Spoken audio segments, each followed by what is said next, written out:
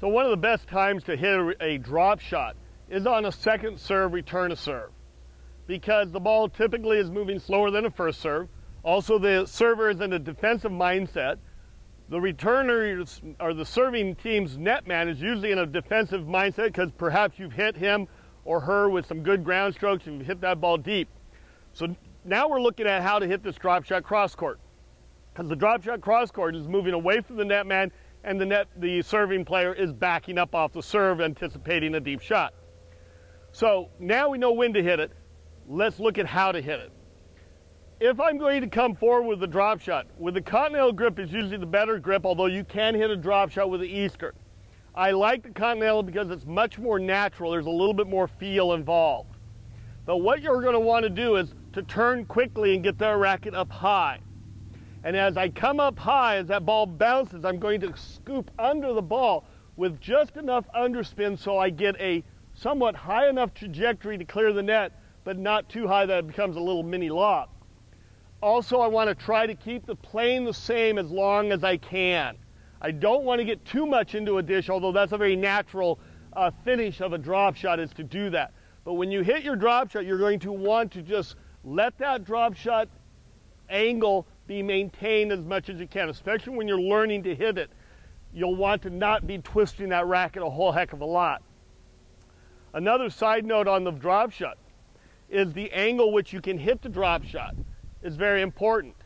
So when I hit a drop shot, if I hit it too close to the middle of the court, my netman may run that down.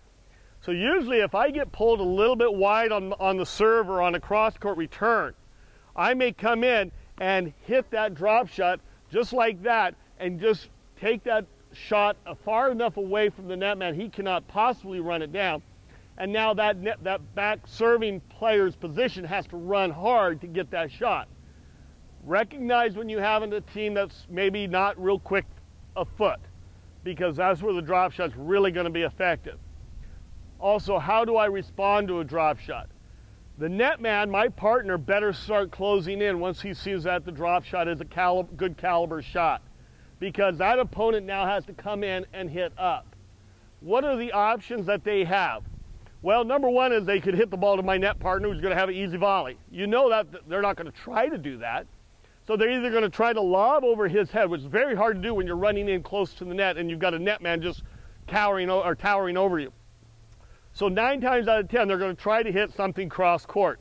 I need to know that. So after I hit a drop shot, I close in, but I don't close in so tight that I can't cover the lob in case they do pull that shot off. I want to be able to cover all my shots. So they are going to come in with a shot probably somewhere open to my side of the court, which is now open. I want to be able to cover that return or that get, because I pulled him so wide and the netman's got to cover their alley. My next shot is going to be a volley winner down the middle. So the drop shot has a lot of opportunity for you to get an easy volley winner from the netman, or open the court up, have an easy return winner or a volley winner, depending on how high they hit it. And they probably may not even get the drop shot to begin with.